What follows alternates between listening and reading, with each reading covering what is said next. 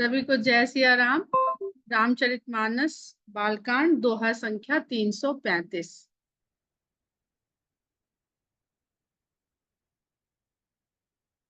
कल हम लोग इस दोहे पर छोड़े थे 335 पर, तो उसके ऊपर की दो चौपाई पढ़कर आगे बढ़ते हैं।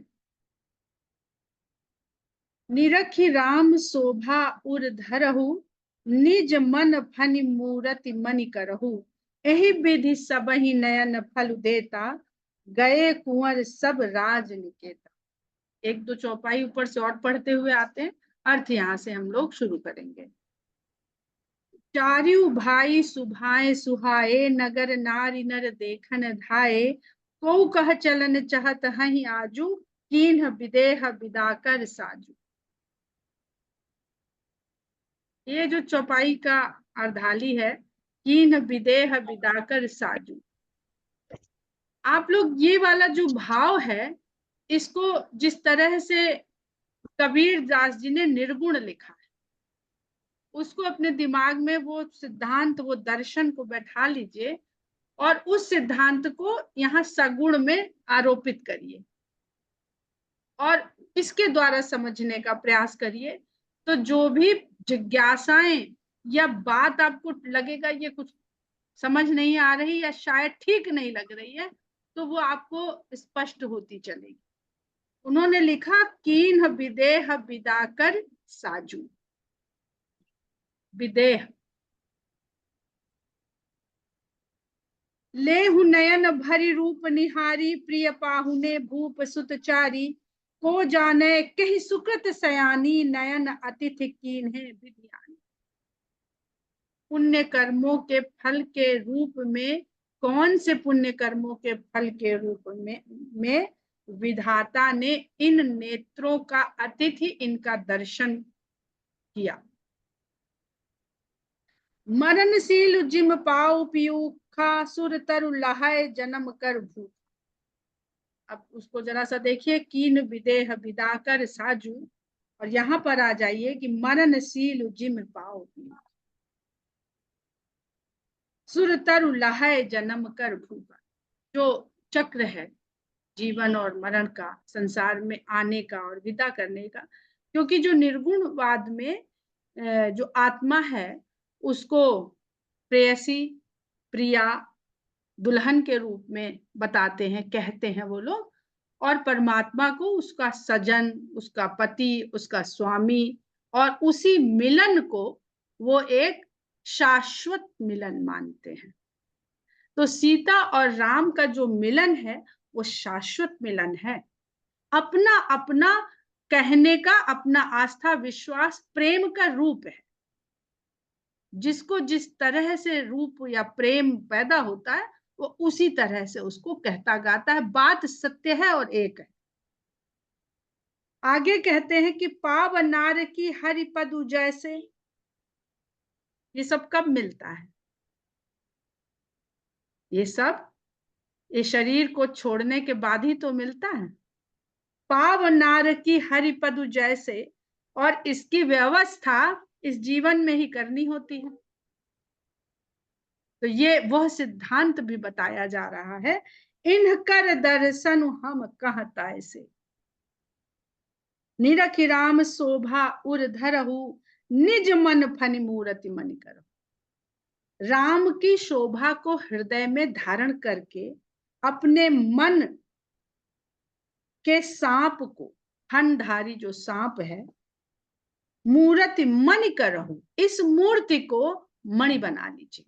तो यहाँ पर सीधा सीधा अगर हम बहुत गहराई में और बहुत विस्तार में ना जाएं, तो मन एक सर्प है और फन वाला सर्प है, क्योंकि मणि फनधारी सर्प के ही पास होती है। वहां पर राम के रूप की, अब इस रूप में सब कुछ व्याप्त है, उसको मणि बना लीजिए। जब हम लोग उत्तर कांड पढ़ रहे थे तो वहां पर हम लोगों ने मणि की ही महत्ता को समझा था कि ज्ञान रूपी दीपक के द्वारा या तो ये अंधकार मिट सकता है, या फिर भक्ति प्रेम रूपी मणि। ज्ञान रूपी दीपक की भी सारी सामग्री और उसकी व्यवस्था कैसे होगी ये भी बताया गया था, और मणि कैसे आपको मिलेगी ये भी वहां बताया गया है।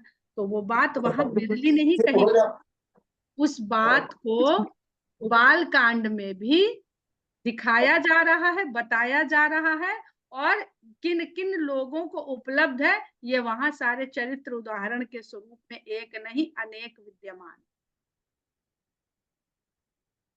और जो सर्प की बार बार बात होती है तो कभी भ्रम के रूप में होती है, कभी शंका के रूप में होती है।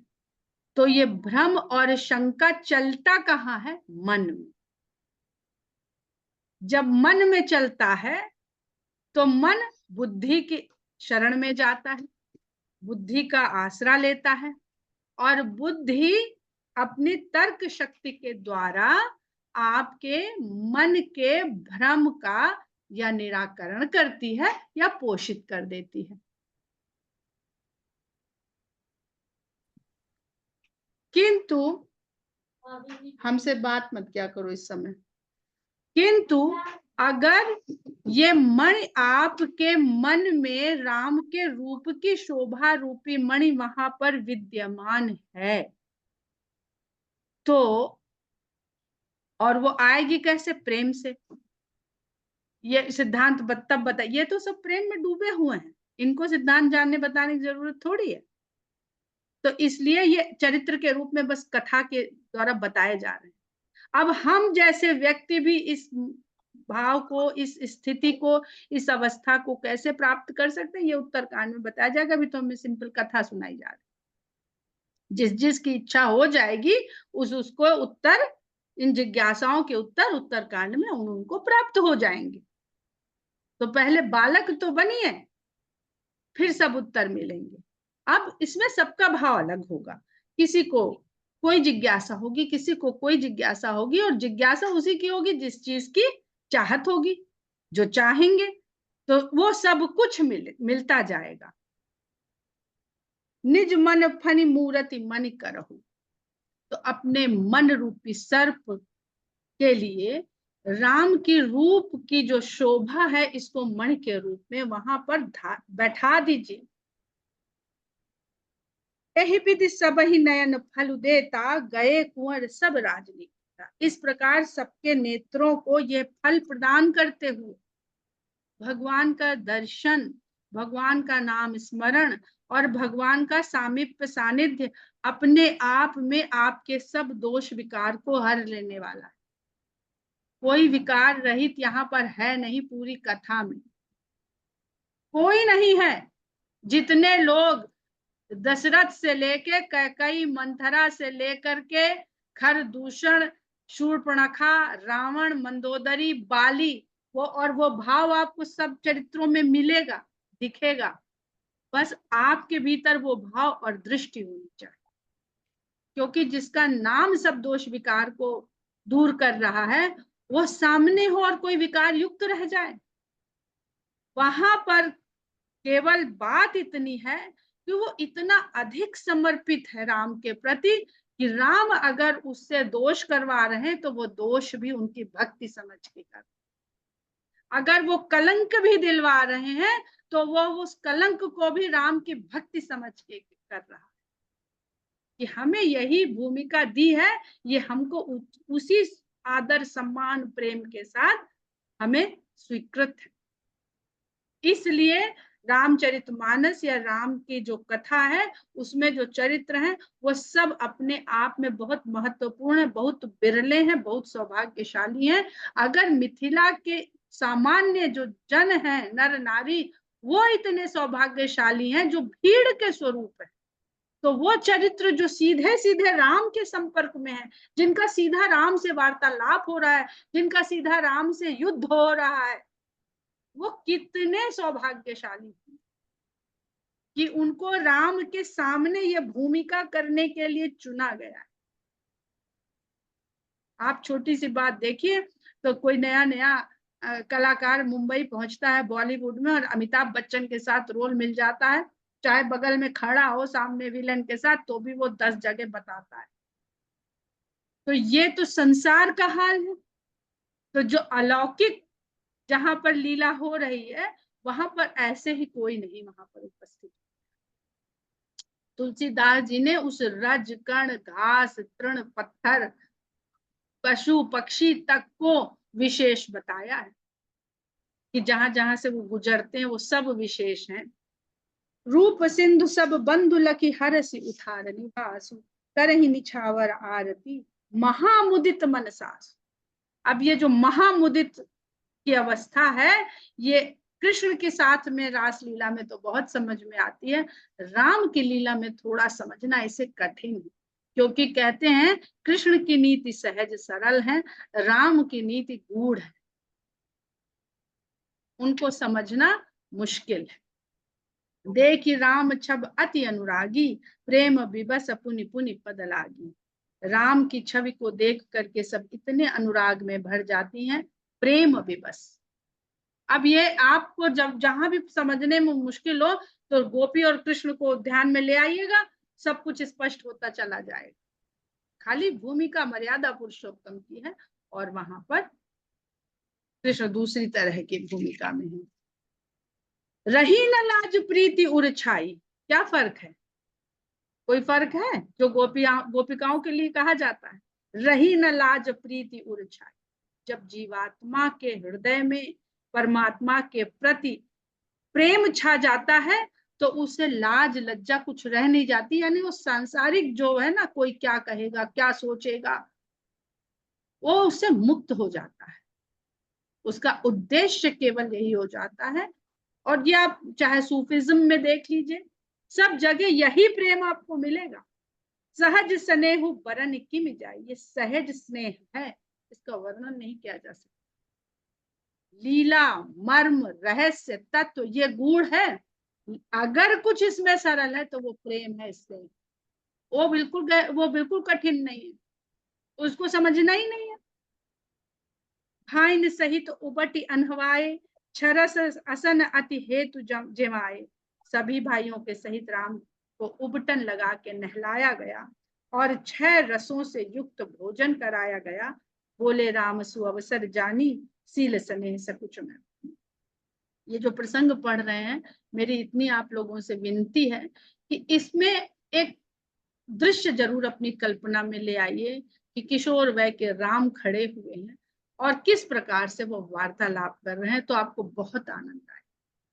बोले राम सु अवसर जा, अब कहीं कब कैसे कहीं, यहाँ तो प्रेम स्नेह लाड़ दुलार नहलाना धुलाना खिलाना इसकी वर्षा हो रही है, तो जिस काम के लिए आए वो कैसे कहें।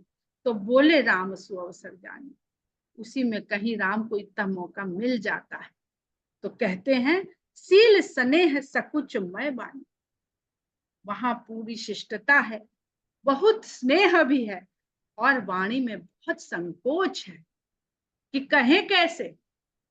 राम राव अवधपुर चाहत सिधाए विदा हो न, और कहने के लिए जरा चौपाई का वाक्य बना करके देखिए कि राव अवधपुर चाहत सिधाए, राजा अवधपुर को प्रस्थान करना चाहते हैं और विदा कराने के लिए हमको यहाँ कुछ नहीं कह रहे हैं कि किसको विदा कराना है, जितने छुपे हुए शब्दों में बात कह सके। राम बहुत संकोची है, कृष्ण तो इतने उन्मुक्त हैं, इतने मुखर हैं कि काम भी कर देते हैं और पूछने पर चटाचट पटापट जवाब भी देते रहते हैं कि मैया मोरी मैं नहीं माखन खाए।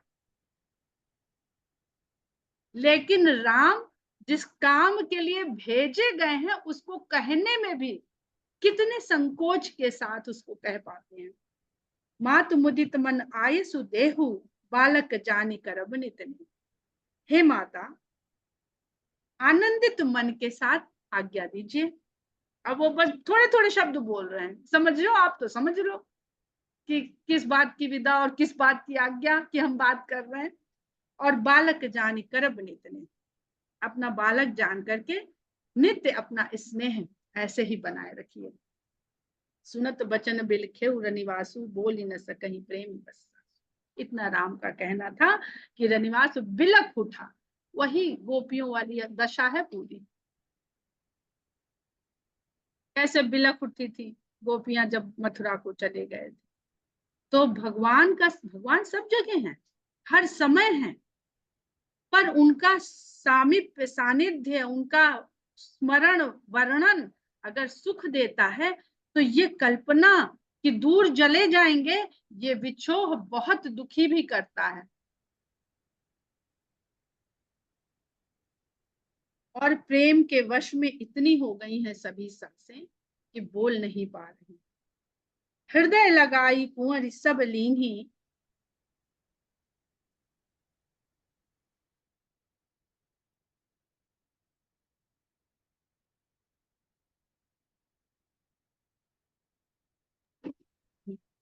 हृदय लगाई कुंवर सब लीन्ही, पतिन सौंपी बिनती अति। सरल चौपाई। आगे बढ़ते हैं, बहुत वर्णन से थोड़ा भावुकता बढ़ जाती। करि विनय सिय राम ही समर्पी, जोरि कर पुनि पुनि कहाय। बलि जाऊं तात सुजान तुम कहूँ, विदित गति सब की अहै। परिवार पुरजन मोहि राजहि, प्राण प्रिय सिय जानिबी। तुलसीस सील स्नेह लख, निज किंकरी करि मान। कर विनय सिय राम ही समर्पी, विनय के साथ, विनम्रता के साथ सीता को, राम को समर्पित करके और बार बार हाथ जोड़ करके रानियां कहती हैं कि हे तात, तुम पर मैं बल जाती हूँ। जो लोग नए हैं उनको बता दें कि तात शब्द जो है वो बड़ा छोटे के लिए और छोटा बड़े के लिए प्रयोग करता है। तो जब इसको समझने का हम शुरू में प्रयास कर रहे थे, पहले जब इतनी समझ नहीं थी तो पिता समझ लेते थे कभी कभी, जब उसका प्रयोग होते होते समझ में आया तो आधुनिक भाषा के संदर्भ में हमको एक शब्द मिला जो होता है डार्लिंग, अंग्रेजी में। तो जिस तरह से डार्लिंग शब्द कहा जाता है, उसी तरह का तात का संबोधन है। डियर, डियरेस्ट जो ऐसा हो उसको तात कह के संबोधित करते।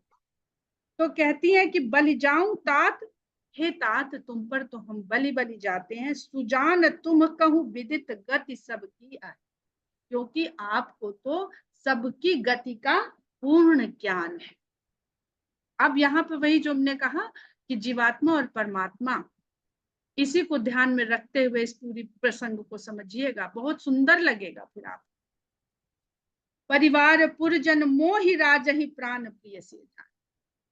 परिवार को, नगर वासियों को और मुझे और राजा को, सीता जो है वो प्राण प्रिय जानिए, हम सबकी प्राण प्रिय हैं सीता। तुलसी से सील स्नेह लखी, तुलसी जी के स्वामी। तुलसीदास जी अपने आप को बहुत कम जगह इस तरह से लाते, पर ऐसा लगता है कि जो तुलसीदास जी का जीवन है, अगर उसको आप ध्यान में रख के इस प्रसंग को, कि वो लिख रहे होंगे, उनकी आयु की क्या अवस्था होगी उस समय, तो ये आप बिल्कुल कल्पना कर पाएंगे कि ये तुलसीदास जी आत्मा परमात्मा के मिलन को लिखते हुए इस तरह डूब गए हैं कि उन्होंने तुलसी के स्वामी कहला दिया है। यही तो उनकी भी इच्छा है, जो तुलसीदास जी की जीवात्मा है। तो तुलसी के स्वामी इस सील स्नेह को देख करके इसे अपनी किंकरी मानी। जीवात्मा परमात्मा की सदा किंकरी है।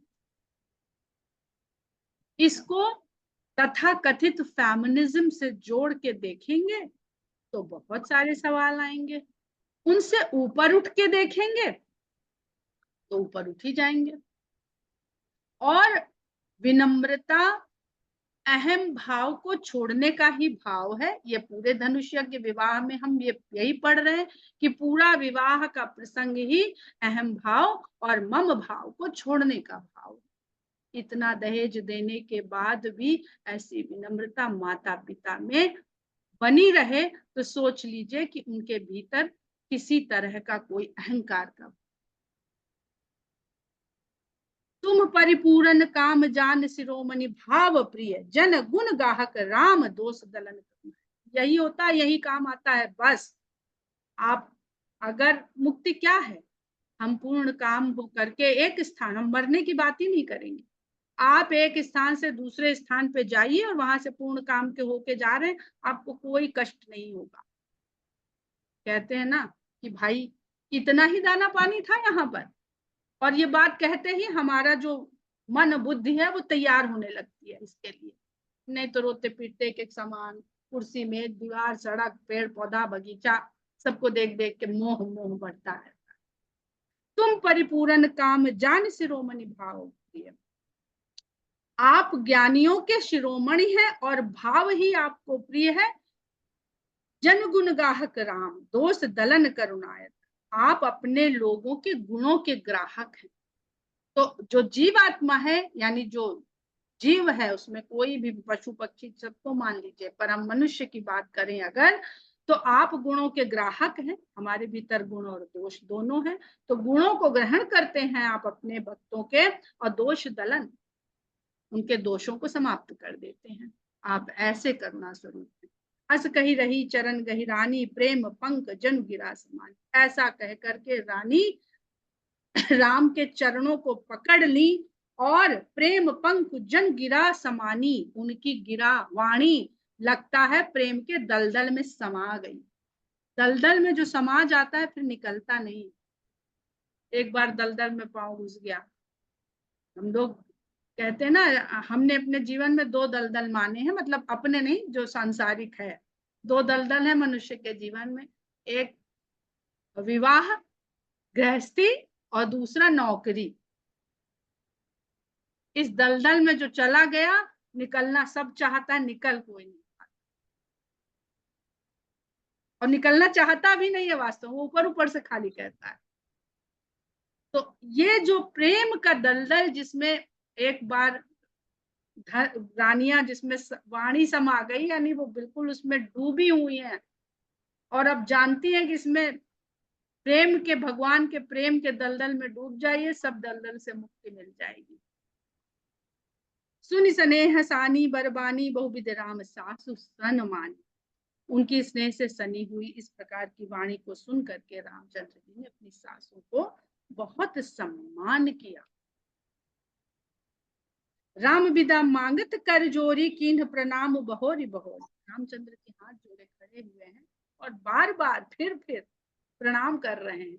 जाने दे तब तो चले वहां से। पाई असीस बहुरी सिरुनाई भाई न सहित चले।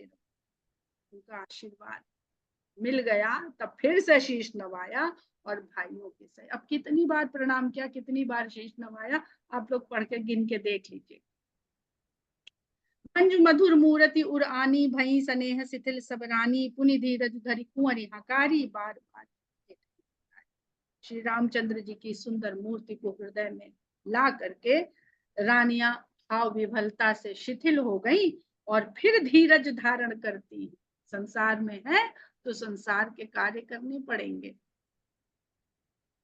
ये देखिए, हर जगह आपने ये देखा होगा, हर चरित्र के साथ, कि जो भी राम के प्रेम में भाव विह्वल हुआ है, डूब गया, उसने धीरज धारण करके फिर अगला स्टेप उठाया है, अगला काम करने को आगे तक। चाहे कौशल्या जी हो, चाहे दशरथ जी ने जब सुना था, एक एक घटना याद आ रही है। और धीरज धर के राजकुमारियों को बुलवाती हैं और माताएं बार बार पुत्रियों से भेंट करने लगती हैं। पहुंचा वहीं फिर मिले ही बहोरी, पहुंचाती हैं और फिर पलट करके मिलने पहुंच जाती हैं। बड़ी परस्पर प्रीति न थी। जो आपसी प्रीति अब बढ़ रही है, बिछुड़ते समय वो बढ़ती ही जा रही है, कम नहीं हो रही। पुनि पुनि मिलत सखी बिलगाई बाल बच्छ जिन देन। अपनी सखियों से भी मिलती हैं, अलग होती हैं, मिलती हैं, अलग होती हैं, जैसे बाल बच्छ जिम धेनु लग। अभी अभी जो बछड़ा या बछिया, जो भी, बाल बच्छ कह दिया, बच्चा में दोनों आते हैं, उसमें लिंग भेद नहीं देखा जाता है, जैसे उनको अलग किया जा रहा है गाय से। प्रेम विवश नर नारी सब सखिन सहित रनिवास मानहु कीन विदेहपुर करुणा विरह निवास। रनिवास के जितने भी नर नारी हैं वो प्रेम के कारण विवश हो गए हैं, और ऐसा लग रहा है कि विदेहपुर, जो मिथिला थी, जो जनकपुरी थी, वो विदेहपुर हो गई है। सबको अपने देह का सुध बुद्ध भूल चुका है। मानव कीन विदेहपुर, ऐसा लगता है कि विदेहपुर में करुणा ने और विरह ने आकर के अपना स्थान बना लिया है। सुख सारिका जानकी जाए, कनक पिंजर राखी पराए, व्याकुल कहाही कहाँ वैदेही, सुन धीरज पर। जो इस संसार में, जो शरीर के पिंजर में जो जीवात्माएं रहती है ना पीछे से, वो जो चलता है जाता है, उसको देख करके सब ऐसे ही व्याकुलता से चीखते चिल्लाते रोते हैं, विलाप करते हैं। तो सुख सारिका जानकी जाए, वो तोता मैना जिनको जानकी जी ने जिलाया था, पाल पाल के जियाया था, रखा था, सोने के पिंजरों में रख रख के जिन्हें पढ़ाया था। अभी कुछ संसार को आप सोचते चलिए, सब बहुत सुंदर लगता चलेगा। व्याकुल कहाँ ही कहाँ वैदेही, व्याकुल होकर के कहते हैं कहाँ है वैदेही, कहाँ। बात हो रही है वैदेही की, ध्यान दीजिएगा। तुलसीदास जी जब जो पर्यायवाची प्रयोग करते हैं, बहुत बहुत उसके पीछे मर्म होता है। तो कथा का मर्म भी है और अलौकिक मर्म भी। सुन धीरज ऊपर है रही न कही, उनकी व्याकुलता को देख करके, सुन करके सबके धीरज छूटे जा रहे हैं। भय विकल खग मृग यही भांति, मनुज दशा कैसे कही जाती, बंधु समेत जनक तब आए, प्रेम उमग। अब विदेह नहीं आए, जनक आए हैं पिता, जो यहाँ भी लिख देते, अभी जो आए हैं वो पिता हैं। बंधु समेत जनक तब आए, प्रेम उमग लोचन, प्रेम ऐसे उमड़ रहा है कि उनके भी नेत्रों में, क्योंकि देह रिएक्ट कर रही, रेस्पॉन्स कर रही, तो जनक है, पिता है इस समय। सिय बिलो की धीरता भागी, रहे कहावत परम विरागी, सीता को देख करके उनका धीरज भी छूट गया, जो परम वैरागी कहलाते थे। तीन राय उर लाई जानकी, मिटी महामर्याद ज्ञान की, ज्ञान की जो महामर्यादा को जानने वाले थे, धारण करने वाले थे, आचरण में सदा रखने वाले थे।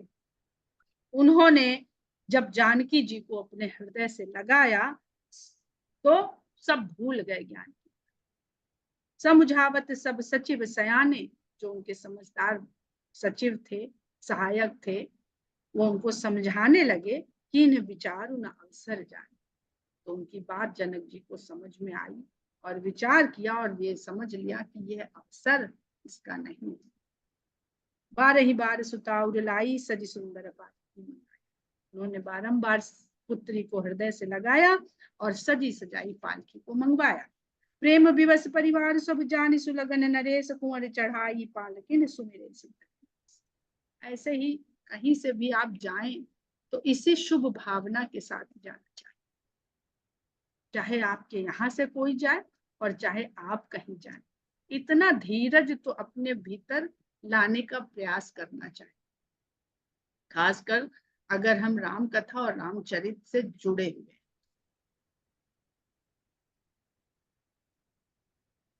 प्रेम विवश परिवार सब, सारा परिवार प्रेम के वश में है। राजा ने देखा जाना समझा कि ये लग्न सुंदर लग्न है, तो राजकुमारी को पालकी में सुमिरे सिद्ध गणेश, गणेश जी को सिद्धि सहित। अब अगर इसका हम लोग इसी पे करने चलेंगे ना कि गणेश जी की दो शक्तियां हैं, रिद्धि और सिद्धि, और इसका आप अध्ययन करिए और ये पता लगाइए तो बहुत सारा अर्थ इसी एक दोहे में मिल जाएगा। सुमिरे सिद्धि गणेश, बहुविध भूप सुता समुझाई, नारी धर्म कुल रीति सिखाई। बहुत प्रकार से राजा की जो भूप सुता समुझाई, राजा ने अपनी पुत्रियों को समझाया, नारी धर्म कुल रीति को भी सिखाया। दासी दास दिए बहुतेरे, सुच सेवक जे प्रिय से के। ऐसे दास और दासियां बहुत सारे साथ में करे जो सीता जी के प्रिय थे। सिय चलत व्याकुल पुरवासी, हो ही सगुन शुभ मंगल। सीता जी के चलते ही नगर के वासी व्याकुल हो गए और उनके चलते समय जो शगुन हो रहे हैं वो सब शुभ मंगल की राशि भरे हुए हैं, शुभता सूचक से। भूसुर सचिव समेत समाजा, संग चले पहुंचा मन राजा। ब्राह्मणों और सचिवों का समाज साथ लेकर के राजा अपनी पुत्रियों को पहुंचाने चले। समय बिलो की बाजने बाजे, रथ गज बाज बरातिन साजे। दशरथ विप्र बोली सब लीने, दान मान परिवर्तन। ये समय देख करके कि विदाई का समय है, बाजे बजने लगे और बारातियों ने कि आ रहे हैं कुंवर कुंवरानियों के साथ, तो रथ हाथी जो सब सजे हुए थे वो तैयार हो गए एकदम।